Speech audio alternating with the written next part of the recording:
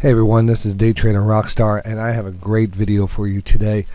Pretty much going to explain how to make money in the markets using charts. I've been writing, working on this video for the last hour, getting some things together for it and stuff, and really doing the research, and really wanted to put it together and make a nice detailed video. But I'm going to do my best I can. I hope you enjoy it. Some of the stuff you'll probably see and hear all the time from me, and that's what I really want to stress in this video, is how important it is to stick to the methodology of making money. And the two top ingredients of that is discipline and patience. And I get very excited when I talk trading. It's something that's very passionate of mine. I'm very passionate of it, and we all do it. We love it. We can't get enough of it. But it also, you're in a situation where you're in front of the computer each and every day, and it's so tempting to take any trade that comes to you. What I've learned over the years of my trading, that the more I step back and let the stocks come to me, quality stocks, the better my chances were of making money. And then once I started really developing my discipline of only taking positions that were set up properly, and I lowered my risk and I increased my reward, things totally turned around on me, and I became a very profitable trader. So, and I want to share that with everyone. There's no gimmicks here. There's nothing when you go out there and all these trade shows and stuff, and we're trying to sell you a system. The truth is patience, discipline, and how to know how to read a chart, how to read into a chart, and develop the confidence, the money management, and the trading style to take advantage of what you see. So let's break this down in the best way we can. This is just a chart that I send out each week. I actually do a broadcast. For those out there who might not know it, I have a radio show called DayTradingRadio.com, and and I teach trading live each day on the radio from 8:30 to 4 o'clock each and every day as the market's open. I'm showing these setups, trading them, and everything else. And so this is something that we send out every Sunday. Every Sunday I put out a watch list. It's called the 10 for 1,000 watch list, and it's set up with these high probability setups. And the high probability setups are setups that this is a methodology I've developed to keep me out of the chop in the market and only give me the situations where there are the best possible setups in the market. And there's a criteria behind those. So we're going to go over that criteria for a second. Right here you can see I have stochastics written up here, and it's a very important part of my methodology. And stochastics represent a momentum in price action. You hear a lot about stochastics being overbought and oversold, and you could use them that way. And I use them as momentum, but I also use them as a timing indicator when I see selling momentum slowing down or buying momentum slowing down or speeding up. I mean, there's all different ways you could read into stochastics, and I cover every which way. So that's my main indicator. And combined with the stochastics usually being an oversold level, I want to learn about the trend line and make sure the price is near or on a confirmed trend line. And that goes into a whole set how to determine trend lines. I use the 20-50, 200 exponential moving average on the daily chart to also line up support and resistance. Is a recognizable pattern. This is probably the foremost and most important thing, is that I want to be able to recognize something in a chart. All right, I want to be able to see a pattern come out, and again, from doing it years after years, it's very easy for me now to spot certain areas in a chart that look familiar. And you look at that familiar area over and over again, you're able to profit off of it.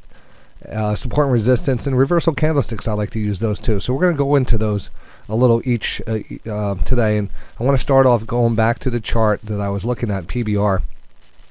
And this is how we usually build a chart. Like I said, if you look at a chart, you can normally see the overall trend. And lots of times you can just look at the moving average and see the direction of and the trend is basically the direction of the trade. In this case, there was a downtrending, a slight downtrending channel, as you could tell. And to determine that, you want to really just draw that line over close to the tops and close to the bottoms. And you let the chart tell you exactly what it wants to do. It's not a game of pennies and inches. You can have a little leeway here, but you want to have an overall area of interest. And all you need to do is really define little areas like this to draw that trend line through, and you can see there was a channel, and this channel is something I key on. And I also know that the stochastics up here, each time they pull back under 20, they're an oversold level. Now we start to try to time these things together. So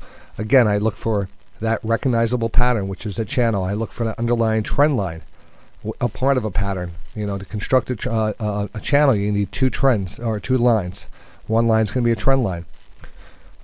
So if we have the stochastics and the lower trend line set up in a recognizable pattern, we are already taken something familiar and brought it to the forefront and know that we're comfortable for a better opportunity for a bounce here. So it's a great area to trade. Knowing how patterns work out, knowing how I want to trade this channel, downward channels tend to break to the upside, especially on quality stocks. So each time you got down to this level, you pushed up to the upside of the channel, pulled back, stochastics worked. As this channel got it more extended, there was a better chance of a breakout. Now this is the real key of the methodology, because as you go through your stocks and you have a focus list of stocks or a watch list of stocks you watch each week, each one takes time to get into a certain scenario, and as those rotate, more and more come into an area, a buy area or sell area. So you're able to, the more concise your focus list, I track maybe a week, anywhere from a range from 100, actually I do research close to probably 1,000 stocks, but I would like to break those down really to 10 quality stocks, which I send out, and then I watch probably up to 100 stocks. And as these 100 stocks continue to rotate into the things, I rotate into those stocks, rotate out of them, put them into the next setups. So there's always setups happening in the market. And again, I just want to wait for my indicators to line up. I know there's a better probability of a successful trade here because of both the stochastics being oversold and the lower trend line, or a channel starting to develop. And we also talked about how to develop a channel. How do we use that 1, 2, 3 method to really determine where that first point is in a channel? I just put 3 points. The first 3 points of a trade here. All you need is 2 points to make it straight line, and the third point really to put another line in, and it gives you a direction. It gives you an area. Now this is, I could probably fix this channel a little bit better. I just threw it in here real fast. It might be off the lows here, it might be off the lows here, but you can definitely see the style of the pattern here. All right, so this type of pattern breaks to the upside. Now another very important thing for this is recognizing when it's going to break higher and what to do after it breaks higher. Lots of times I will follow a channel, and the next trade after that channel would be that first retracement back on the oversold stochastics. It's almost a textbook trade for me. And a lot of those actually, because the market's pulled back recently, a lot of those are setting up now. So we're about to, kind of to get some really, really good setups in the market going into next week. This shows you that was a great pullback in PBR at that level. And then we bounced right off of that. Now, how do you really determine this? And what happens is once a channel like this is broken, you got that first rotation. That's basically a base. And again, there's so much to read into a chart. You got to really look at it. You got to study it. You got to understand it. You got to say, all right, look at this. Wow, look at that. That was really the base right here. So even though you see a lot of this junk here happening, this is really the first breakout of this base. So we know that this stock is going to be, a good chance of going higher. And we even zoom out a little bit further, we can start to identify a new directional trade. All right, we could see that we pulled back here and we bounced off of here. We also have the low here, so you could automatically draw that trend line. We got an oversold stochastic. We not a bounce. We took that trade, and then we turned back. We came right back. Or actually, we took this one right here, right off the trend line. We bought into this trend line, and and again, because it's a high probability, low risk entry. Because of the trend line. Because of the trend line, a recent change of trend, now we're developing a new channel. And we take that top here and we actually extend that out to about here. And you can see that's where that channel starts, so you want to take the high and low of that channel. You can already establish this one. This one hasn't been established, but actually just last week we ran right up to it, closed under it. But it still looks very good here to run up on the upside of that. But that's a good way of determining your entries and your targets, and that's the main battle at being a successful trader, people. The main battle is not just getting into the market on a whim. Is knowing exactly why you want to get into a market, where your low risk entries are, and there's no, there's no holy grail here. It's about patience, about good discipline, and really about good research. And hopefully I can help you with that research. A couple other things I just want to mention about, recognizing the pattern, establishing new patterns. Once you break out of a pattern, there's another pattern right behind it somewhere. It could be a wedge pattern, it could be inverted head and shoulders, it could be a W pattern. These I teach every day. But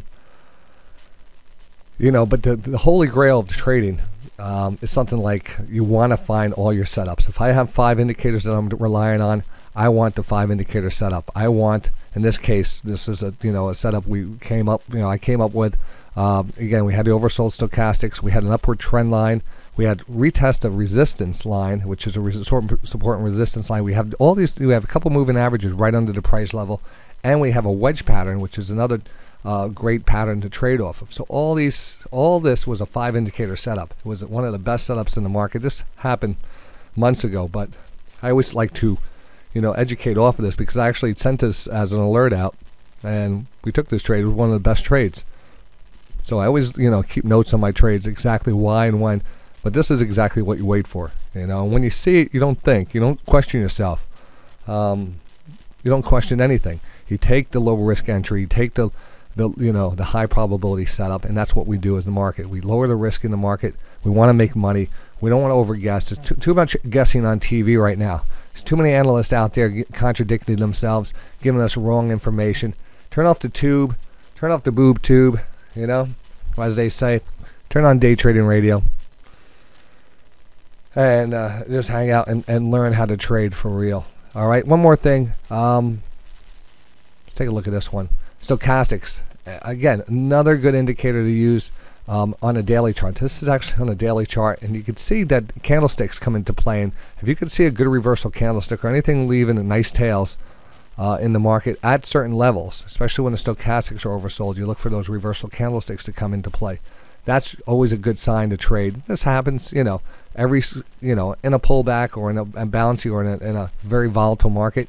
This is a signal you want to pay attention to. It's going to lower your risk in your entries. You buy on the weakness, sell into strength, short into strength, cover into weakness, and half the game is for, but you can see this is actually just the daily S&P chart, 500 index, and you can see how it patterns out. You see the oversold conditions. You see the reversal candlesticks. This is outside the bullish engulfing pattern, bullish engulfing here. These long tails where there's buyers and sellers exchanging, sellers coming in and then buyers taking over. And understanding that, recognizing channel lines, recognizing first retracements, channels, wedges, and everything else that play along here.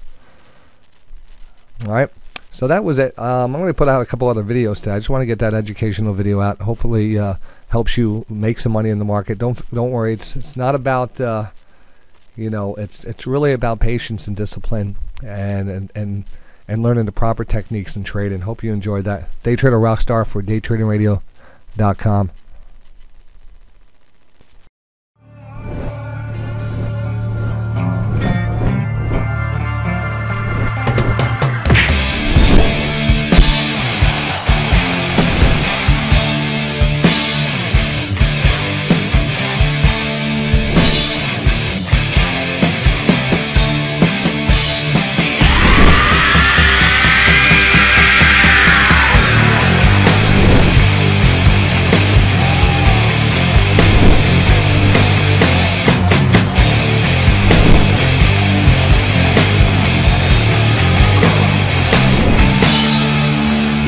Call me